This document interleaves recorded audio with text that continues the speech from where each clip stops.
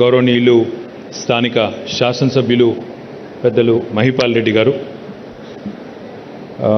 the Managing Director of Alpla India, Vagish Dixit, my Secretary Technical Education, Naveen Mittal Garu, the MD of TSIC, Venkat Narasimha Reddy Garu, all the local corporators, పేరు అందరికీ, గౌరవనీయులైన స్థానిక ప్రజాప్రతినిధులకి, dignitaries of the dais, I see a lot of friends. I see Dr. Vivekanand, I see Prasad Garu, I see Murthy Garu, the Dean of IIT Hyderabad.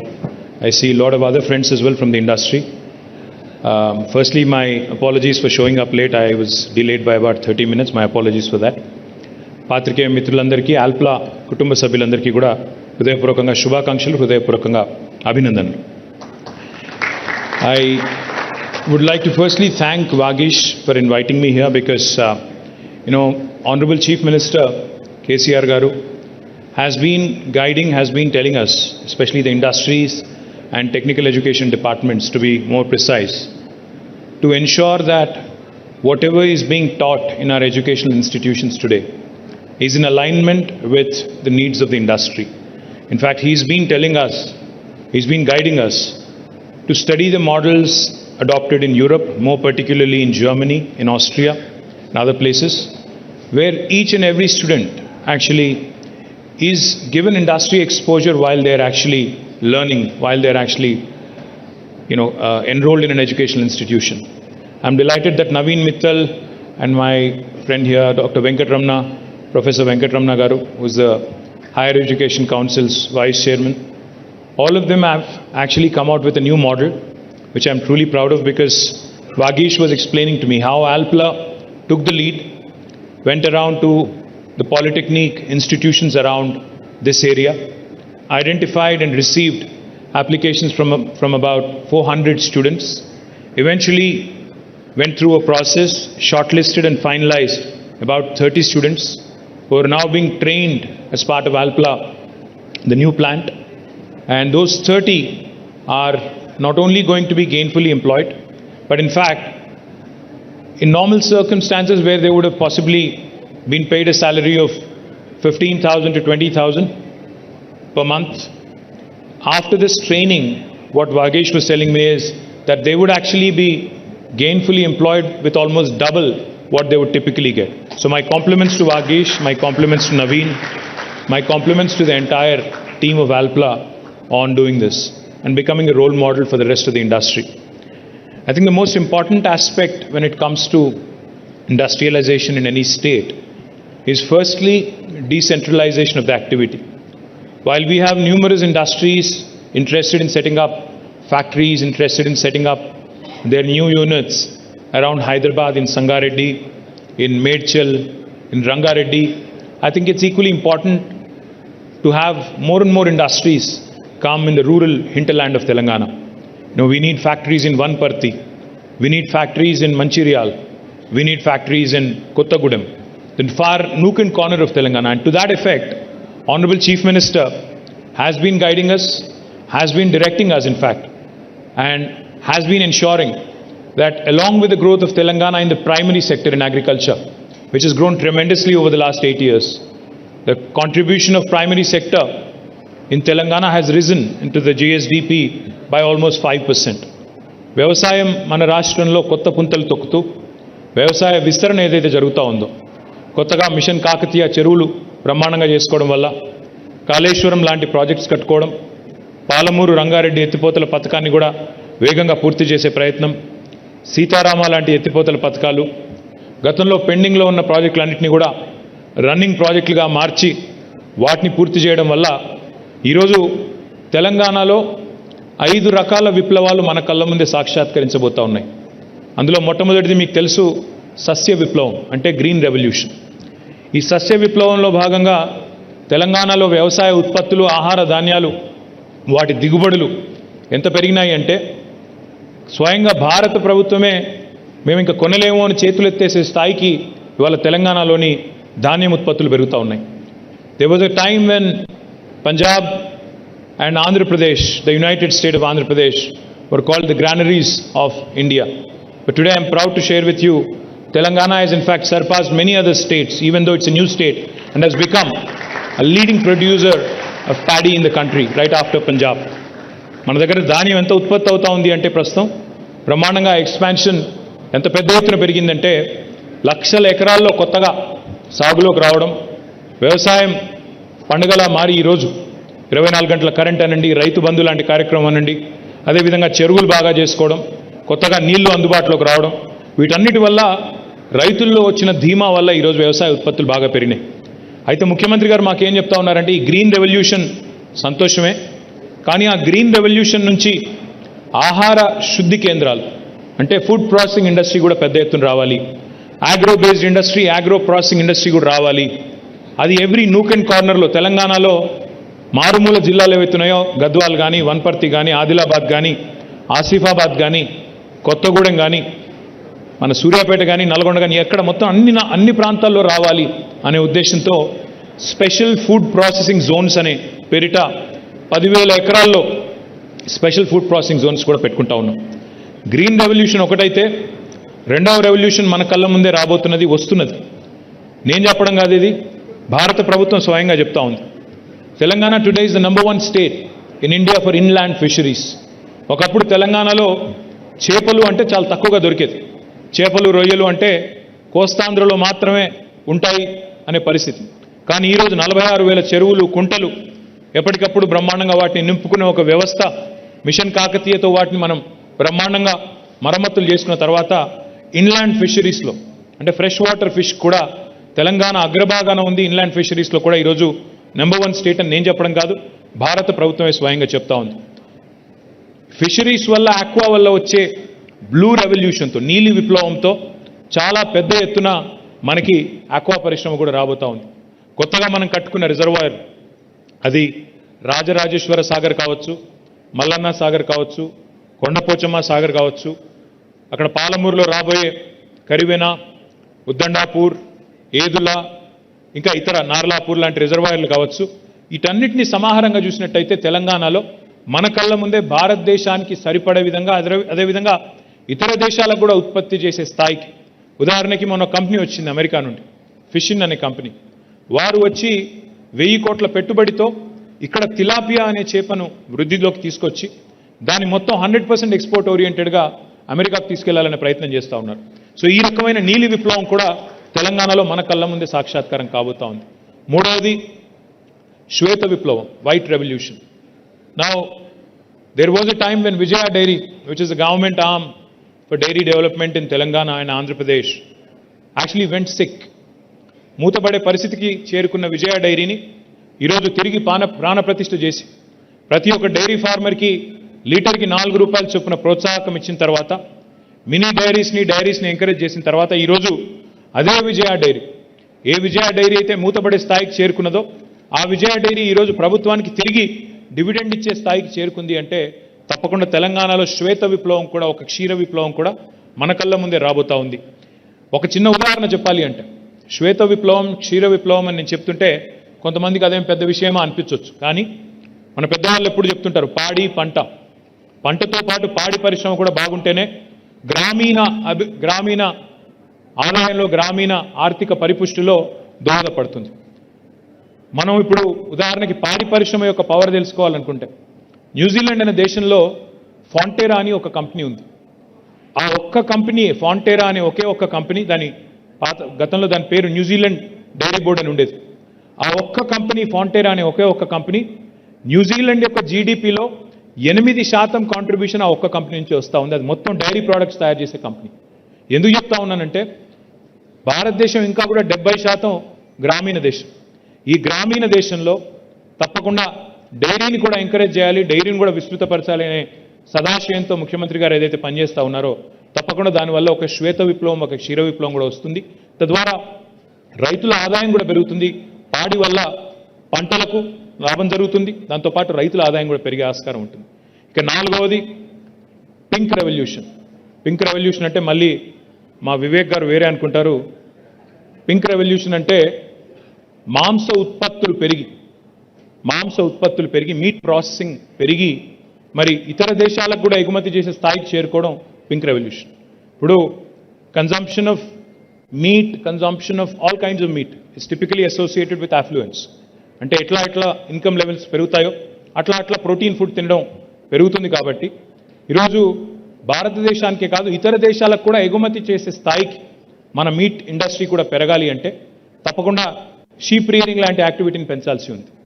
Sheep rearing అంటే గొర్రెల పెంపకం ద్వారా, ఎందుకంటే మనం చాలాసార్లు ఇప్పుడు వాగేష్ మాట్లాడడం మీరు విన్నారు, ఫిలిప్ మాట్లాడడం మీరు విన్నారు, చాలాసార్లు మనం చాలా అందంగా స్కిల్ డెవలప్మెంట్ అని మాట్లాడుకుంటూ ఉంటాం. స్కిల్ డెవలప్మెంట్ మంచిదే. స్కిల్ డెవలప్మెంట్ అంటే నైపుణ్య శిక్షణ. స్కిల్ డెవలప్మెంట్ చాలా మంచిది. కానీ ఆల్రెడీ డెవలప్ అయి ఉన్న స్కిల్ సంగతి ఏంటి? మనకు కుల వృత్తిలో ఎన్నో ఉన్నాయి. ఆ కుల వృత్తుల్లో వంశపారంపర్యంగా ఆ టాలెంట్ ఉన్న, ఆ నైపుణ్యం ఉన్న సోదరులు ఎవరైతే ఉన్నారో, రూరల్ ఏరియాస్లో ఎవరైతే ఉన్నారో వారికి కనుక కొద్దిగా ప్రోత్సాహం ఇచ్చినట్టయితే, కొద్దిగా ఊతం ఇచ్చినట్టయితే బాగుంటుందనే ఉద్దేశంతో ఈ రాష్ట్రంలోని కురుమా సోదరుల కోసం రాష్ట్ర ప్రభుత్వం ప్రవేశపెట్టిన మరి గొర్రెల పెంపకం కార్యక్రమం ఏదైతే ఉందో దానివల్ల పశు సంపద మన రాష్ట్రంలో ఇప్పటికే రెట్టింపు పైగా పెరిగింది. దానివల్ల ఏం జరుగుతుంది అంటే మాంస ఉత్పత్తికి, అది మన రాష్ట్రంలో కన్సంప్షన్ అయ్యే మాంసం కావచ్చు, లేదా ఇతర రాష్ట్రాల్లో, ఈ దేశంలోని ఇతర రాష్ట్రాల్లో కానీ, లేదా ఇతర దేశాల్లో కానీ మనం మీట్ ప్రాసెసింగ్ ఇండస్ట్రీని కూడా ప్రోత్సహించినట్టయితే ఒక పింక్ రెవల్యూషన్ దానివల్ల వస్తుందనేది మన ఆలోచన. దాంతోపాటు 5వది, ఇప్పుడు కొత్తగా మీరు చూస్తే ఈ మధ్యకాలంలో తెలంగాణలో నీళ్లు, తెలంగాణలో కరెంట్ ఇవన్నీ బాగా పెరిగిన తర్వాత వ్యవసాయ ఉత్పత్తులు పెరిగినాయి. ముఖ్యంగా మన రాష్ట్రంలో వరి వేయడం అనేది పరిపాటిగా ఉంటుంది. వరి విస్తృతంగా రైతులు పండిస్తారు. అయితే వరి నుంచి రైతుల్ని షిఫ్ట్ చేయాలి, ఇతర పంటల వైపు మళ్లించాలి అంటే అదొక పెద్ద సవాల్గా రాష్ట్ర ప్రభుత్వానికి కానీ ఇతర రాష్ట్రాల ప్రభుత్వాలకు కానీ మారిన పరిస్థితి వాస్తవం. మరి వారికి లాభసాటిగా ఉండే విధంగా మరొక ప్రత్యామ్నాయాన్ని చూపెట్టాల్సిన బాధ్యత ప్రభుత్వాల మీద ఉంటుంది. మరి ప్రభుత్వాల మీద ఉండే ఆ బాధ్యతలో భాగంగా భారతదేశం ఒకవైపు ఎడిబుల్ ఆయిల్స్ కూడా ఈరోజు దిగుమతి చేసుకుంటా ఉంది. మనం ఏదైతే వంటలో వాడే వంట నూనె ఉంటుందో ఆ నూనెను కూడా ఈరోజు ఇతర దేశాల నుంచి మనం దిగుమతి చేసుకుంటా ఉన్నాం. మలేషియా నుంచి, ఇండోనేషియా నుంచి, ఇతర దేశాల నుంచి ఎడిబుల్ ఆయిల్స్ అన్నీ కూడా మనం ఇంపోర్ట్ చేసుకుంటా ఉన్నాం. ఆ డిపెండెన్స్ పోవాలన్న ఉద్దేశంతో తెలంగాణ ప్రభుత్వం రాబోయే 5 ఏళ్లలో 20 లక్షల ఎకరాల్లో ఆయిల్ పామ్ అనే పంటను పండించాలనే లక్ష్యాన్ని పెట్టుకుంది. 20 లక్షల ఎకరాల్లో ఆయిల్ పామ్ అంటే తెలంగాణ విస్తీర్ణంలో దాదాపుగా మనం ఓవరాల్గా పంటల విస్తీర్ణంగా చూసుకున్నట్టయితే 15% పైగా మనం మరి ఇతర పంటల నుంచి ఆయిల్ పామ్ వైపు మళ్లించాలని ప్రయత్నం చేస్తూ ఉన్నాం. ఆయిల్ పామ్ని జనరల్గా ఇతర దేశాల్లో ఎల్లో రెవల్యూషన్ అంటారు. సో ఈ రకంగా ఇన్ని 5 revolutions, green, white, blue, pink and yellow, ఈ 5 రెవల్యూషన్స్ వల్ల, ఇదంతా ఎందుకు చెప్తా ఉన్నాను ఆల్ప్లా ఎంప్లాయీస్కి అని మీరు అనుకోవచ్చు. ఎందుకంటే మీరు తయారు చేసే ఉత్పత్తులకు అవన్నీ కూడా పర్ఫెక్ట్ వేదికలుగా మారబోతా ఉన్నాయి. అందుకే చెప్తా ఉన్నాను, because you're a moulds company. మరి మౌల్డ్స్ తయారు చేసే కంపెనీకి కొనుగోలు చేసే శక్తి ఉండే మ్యానుఫ్యాక్చరర్స్ ఎవరైతే ఉంటారో ఆ మ్యానుఫ్యాక్చరింగ్ రంగం పెరిగితే తప్ప మనకి కస్టమర్ ఉండడు. కాబట్టి ఇవన్నింటికి తెలంగాణలోని 33 జిల్లాలు వేదికలు కావాలని మనస్ఫూర్తిగా మేమందరం కూడా కోరుకుంటా ఉన్నాం. I compliment Alpla because, as Vagesh pointed out, as Philippe pointed out, they've already invested 600 plus crores in Telangana. And I'm delighted because Honorable Chief Minister keeps telling us, your existing investor is your biggest brand ambassador. ప్రస్తుతం ఉన్న investor, మీ రాష్ట్రంలో ఉన్న investor కనుక సంతోషంగా ఉంటే వాళ్ళే 10 మందికి చెప్తారు రాష్ట్రంలోని పరిస్థితి బాగుంది, ఈజ్ ఆఫ్ డూయింగ్ బిజినెస్ బాగుంది. ఈజ్ ఆఫ్ డూయింగ్ బిజినెస్ కంటే కూడా పీస్ ఆఫ్ డూయింగ్ బిజినెస్ చాలా ముఖ్యం. ఈ రాష్ట్రంలో వేధింపులు లేవు.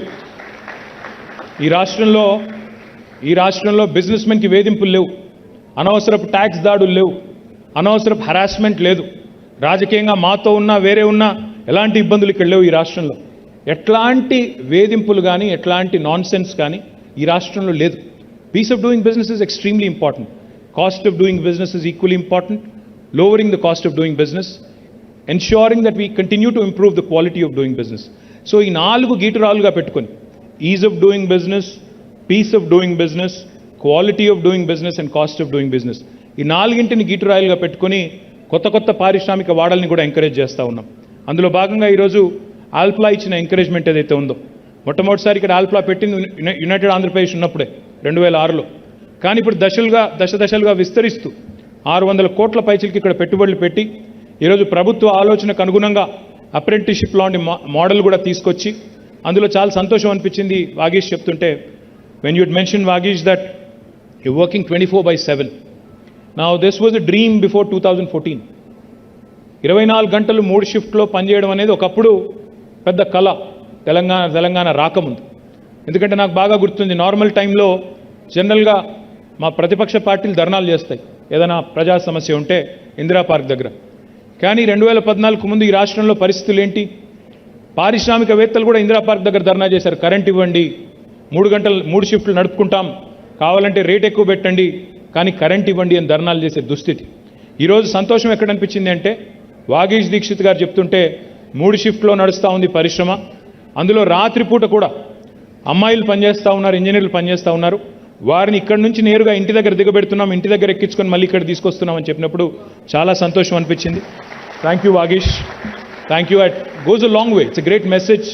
See, people talk about women empowerment, people talk about a lot of things, but to actually preach is easy, practicing it is very, very difficult. I compliment Vagish and the entire team of Alpla on making this happen, and I hope you become a role model for the rest of the industry as well, because Telangana is a peaceful state. Telangana is a state where everybody is at peace, and Telangana is one state which encourages more and more such innovation. All in all, నేను మీ అందరికీ కూడా చేసే విజ్ఞప్తి ఏమంటే, ఉపాధి కల్పనకి పెద్దపీట వేస్తూ మన రాష్ట్ర ప్రభుత్వం టీఎస్ ఐపాస్ లాంటి విధానాలు ఏవైతే తీసుకొచ్చిందో వాటి వల్ల, అదేవిధంగా రాష్ట్రంలో ఉండే able leadership and stable governance వల్ల తెలంగాణ ఈరోజు పారిశ్రామిక రంగంలో భారతదేశ సగటు కంటే, జాతీయ సగటు కంటే చాలా ఉన్నతమైన, ఉచ్చమైన స్థాయిలో ఉంది. అందుకే ఈరోజు మ్యానుఫ్యాక్చరింగ్ సెక్టర్లో కానీ, సర్వీసెస్ సెక్టర్లో కానీ, అన్ని రంగాల్లో కూడా ఈరోజు తెలంగాణ ముందుకు పోతూ ఉంది. అదృష్టం ఏమంటే మనకి ఇక్కడ లైఫ్ సైన్సెస్ సెక్టర్ కూడా మరి చాలా బాగా ముందుకు పోతూ ఉంది. వ్యాక్సిన్స్ కానీ, ఫార్మస్యూటికల్స్ కానీ, కెమికల్స్ కానీ, ఇంకా కొత్తగా వ్యాక్సిన్ రంగంలో ఈ మధ్యనే మనం పటాన్చెరులోనే పెట్టుకున్న మెడికల్ డివైజెస్ పార్క్ కూడా 50 పైగా ఫ్యాక్టరీలు వచ్చినాయి. అక్కడ కూడా పెద్ద ఎత్తున పటాన్చెరులోని స్థానికులకి, తెలంగాణ పిల్లలకి ఉపాధి అవకాశాలు వస్తూ ఉన్నాయి. మొన్న ఒకరోజు నేను వచ్చి దాదాపు 7 పరిశ్రమలు ఒకటే రోజు ప్రారంభించాను. మళ్ళీ తర్వాత ఒకరోజు వచ్చి ఇక్కడే మెడికల్ డివైజెస్ పార్క్లో ఆసియా ఖండంలోనే అతిపెద్దదైన స్టెంట్ మ్యానుఫ్యాక్చరింగ్ యూనిట్ కూడా ప్రారంభించాం. తొందరలోనే ఇప్పుడే మీ ఎమ్మెల్యే గారు చెప్పినట్టు ఇక్కడే శివానగర్లో ఎల్ఈడి పార్కు కూడా భూమి పూజ చేసి అందులో కూడా కాలుష్య రహిత పరిశ్రమలని ప్రోత్సహించబోతా ఉన్నాం. వాటితో పాటు పక్కనే ఇక్కడే సుల్తాన్పూర్లోనే మరి మహిళా పారిశ్రామికవేత్తల కోసం ఫ్లో ఆధ్వర్యంలో వారిది కూడా మహిళా దినోత్సవం నాడు అక్కడ కూడా కొన్ని యూనిట్లు ప్రారంభించడం జరిగింది. అంటే ఈ రకంగా తెలంగాణ ఒక ఇంక్లూజివ్ అప్రోచ్తో, సమ్మిళిత అభివృద్ధి జరగాలన్న ఉద్దేశంతో మహిళా పారిశ్రామికవేత్తలు కానీ, ఇతర పారిశ్రామికవేత్తలు కానీ పరిశ్రమను ఒకవైపు విస్తరిస్తూనే, వికేంద్రీకరిస్తూనే, మరొక వైపు మరి అన్ని రంగాల్లోని పరిశ్రమలకు కూడా పెద్దపీట వేస్తూ దిగుమతులకి చరమగీతం పాడే విధంగా, ఇంపోర్ట్ డిపెండెన్స్ తగ్గించే విధంగా గౌరవ భారత ప్రభుత్వం ఏదైతే చెప్తా ఉందో ఆత్మనిర్భర్ భారత్ అని, సెల్ఫ్ రిలయంట్ ఇండియా అని, దానికి అనుగుణంగా తెలంగాణ మరి ఒక మ్యానుఫ్యాక్చరింగ్ బేస్ కావాలి అనే ఉద్దేశంతో చాలా తీవ్రంగా శ్రమిస్తూ ముందుకు పోతా ఉన్నాం. మరి ఆ క్రమంలో ఆల్ప్లా ఈరోజు తీసుకున్న నిర్ణయాన్ని స్వాగతిస్తూ మరి ఇక్కడికి వచ్చిన ఆల్ప్లా కుటుంబ సభ్యులందరికీ కూడా ధన్యవాదాలు తెలియజేస్తూ, I only have one request for her excellency the ambassador. Ma'am, we have a lot of enterprises from the US, the continent of United States. We also have a lot of our friends here who invested from the UK, a lot of other European nations as well. Austria, of course, we're proud of Alpla and their investment in Telangana. But in fact, Philippe and Vagish both were mentioning that the opportunities of Austrian companies who are looking towards India are many. So I request you, madam, that please point them in the right direction towards Telangana, that is. The reason why I say that is because India is a very diverse country. India is a very heterogeneous country. When an Austrian entity chooses to invest in India, their impression about India will completely depend on the gateway they choose to enter India through. Because India is a very diverse nation. We're 28 different states. It's like Europe. It's like a continent with many languages, multiple cultures. Wow, this is a celebration, true celebration. क्या वागीश भाई special effect add करे थे क्या? మీ వాగీష్ గారు మా కోసం special effect కూడా పెట్టారు. థ్యాంక్ యూ వారికి. దానికి కూడా సినిమాల్లో చూపెడుతుంటారు కదా ముందు ఇట్లా వచ్చేసాడని, అట్లా అన్నమాట. So as I was saying, don't be scared, nothing will happen. This is Telangana, you're safe. I was just telling you. Let me just complete the line of thought. It's a very diverse nation. So if an Austrian entity, if an Austrian enterprise chooses to enter India through, say for instance, an Uttar Pradesh versus Telangana, your experience will be completely different.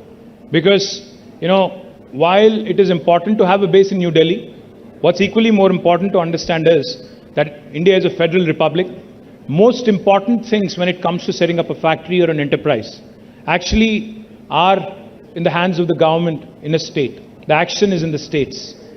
So land, power, water, fiscal incentives, human resources, all of this actually are rested with the state governments. While it's equally important to engage with Government of India, what's even more important is to engage bilaterally with the states in India. So therefore my request to you, Madam Ambassador, is give us an opportunity to also pitch to Austrian investors who are looking at India.